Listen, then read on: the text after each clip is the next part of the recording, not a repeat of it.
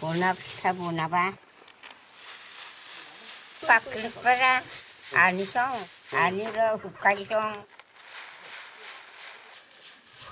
Ara hukai lo pahani ani long, eten saliba lagi song.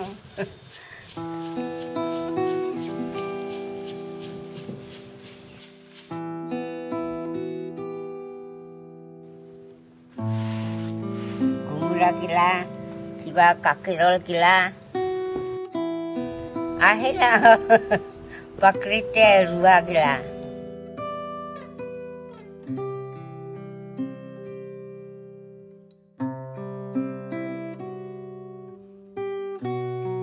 Mor ata abur pray tiotau kurise hikane ami jimani hiri holok jum khiti to korong aro 1 January nutun bosor hor pray ami safa kuriba জঙ্গল সাফা করং আগত দল এই জঙ্গল বিলাক দলত আগত সাফা করং তার বিষয়তে মানে ডাঙর গাছ মাখা কাটি দিও কাটি ফেলে আমি বাই 1 মাহ বা 1.5 মাহ এনেকে মানে হুখাবা দিও হেরিতো এই গাছ কুছনি বা বিলাক তেতিয়া মানে তার বিষয়ত আমি এপ্ৰিলৰ লাষ্টত বা এপ্ৰিল মাহতে ভিতৰতে আমি মানে জুই লাগাই দিও একে চাৰিও প্লে লাগাব লাগে এক সাইডত মাত্ৰ নহয় যেতিয়া জুম খেতি কৰিব একেবাৰে এক ফলৰ পৰা লুগাই যাব লাগিব লাইন কি তেতিয়াহে মানে জুইটো ভালকে খায় জুই ভালকে নাখালে জুম খেতিটো ভাল নহয় যদি এই বছৰটো ধানটো যদি ফাৰ্স্ট টাইম যদি ভাল হয় তেতিয়াহলে সেকেন্ড বাৰো তাতে কৰং যদি ধানটো ভাল নহল তেতিয়াহলে আকৌ জঙ্গল হবা দিও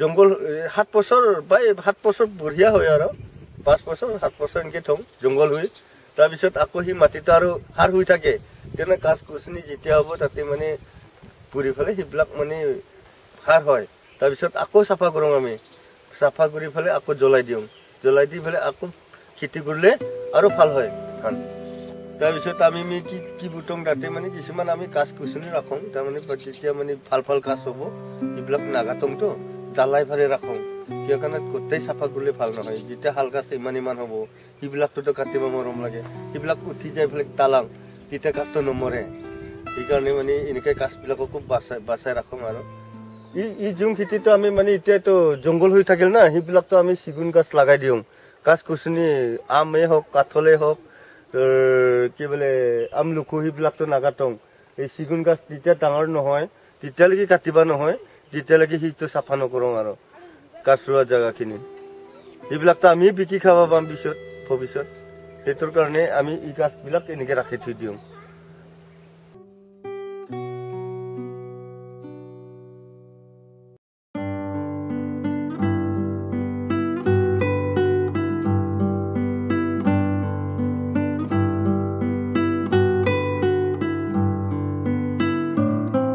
কুচুটোৰ নাম এইটো সোৱামুখী কাৰো কুচু itu mati kara kundi na rui matha to rui aro ekmar fitrot olai aro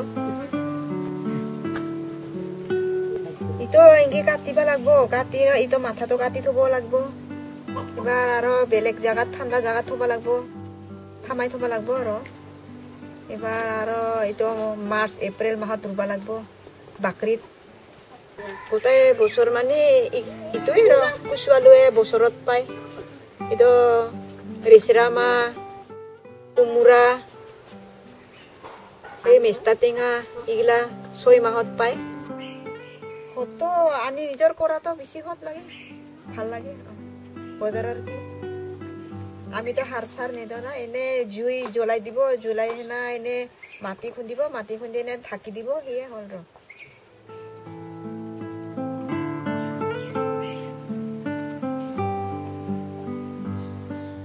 কুচু আলু হোক কাঁচ আলু হোক মাকৈ কল বাঙিনা জলকীয়া বাকীতে সব হয় আৰু কি কুমৰা চুমৰা গোটাই জুন মাহৰ পৰা 6 মাহ ধৰ 6 মাহ আমি বাহিৰৰ পৰাই নিকিনো খালি প্ৰাকৃতিক আজা বস্তুটো পাই থাকি আৰু খাবৰ কাৰণে হয় আৰু মানে বেলেগকো বিক্ৰী কৰিব পাৰে আমি খেতিটো নিজে কৰোঁ তো পাই আনক নালাগাই ৰ সেইটোৰ কাৰণে মানে আমি হিবিলাক খৰচাটো কম নাপাং পানী মানে আমাৰ আহিলেও ভাল নাহিলেও ভাল আমাৰ পথাৰ খেতি নিচিনা হাল বাই ফেলে পানী দিব লাগে আমাকতো নালাগে না এনেকে অধিক বৰষুণ নালাগে এনে মানে ধানবিলাক নমৰাৰ কাৰণে মাটি হেৰিবিলাক ইটাৰ শিপাবিলাক ভিজিলে হৈ যায়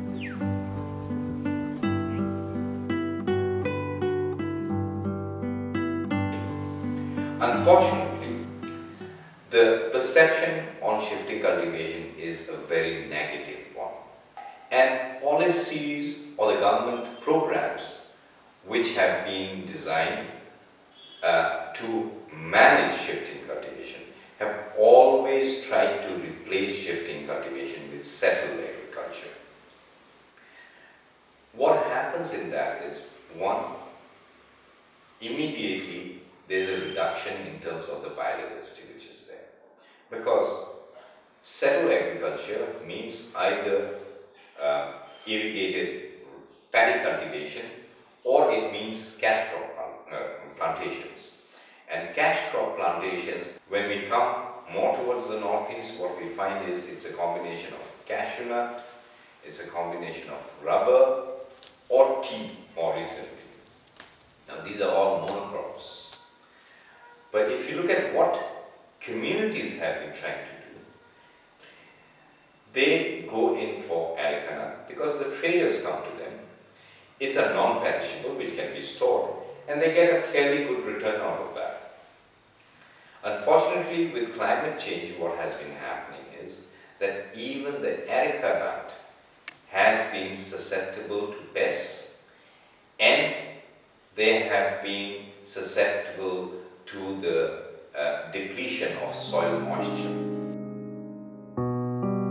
21 বস্তা লাগে হৈছিলে এতিয়া মাত্ৰ 5 বস্তা 6 বস্তা এনেকাহে হয় তামোলটো এতিয়া ধৰো এইখিনিতে ইমানখিনি তামোল গছ আছে বৰ বেছি হৈ যদি আধা বেগমান তামোল হ'ব তাৰ ওপৰত নহয় এতিয়া জাগাবিলাক শুকান হৈ গৈছে পানী চানি নাই Now, when we look at these, what we find is that government programs or approaches, one, have not understood what is the science behind shifting cultivation, and therefore with the replacement of shifting cultivation with plantation crops or cash crops, they have made the communities more vulnerable, and this has become accentuated because of climate change.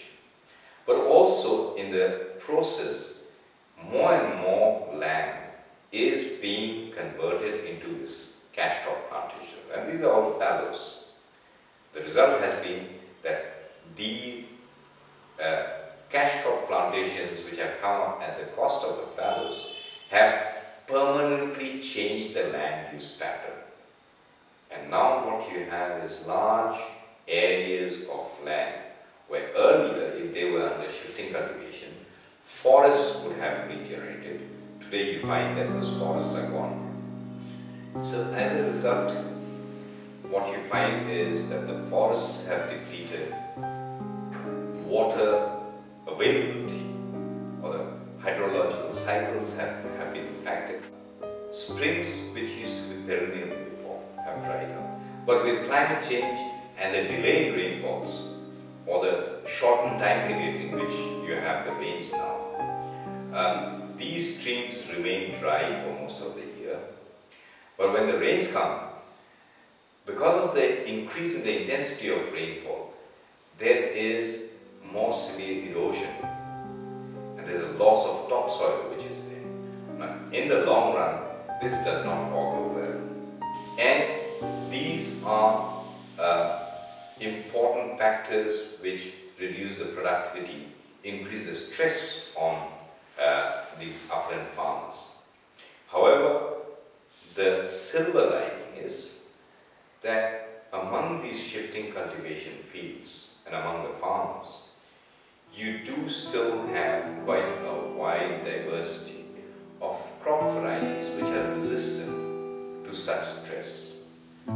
This is where you need to take efforts to study and come up with technologies and approaches which address mountain agriculture, which blends in the traditional approaches of these farmers with modern science.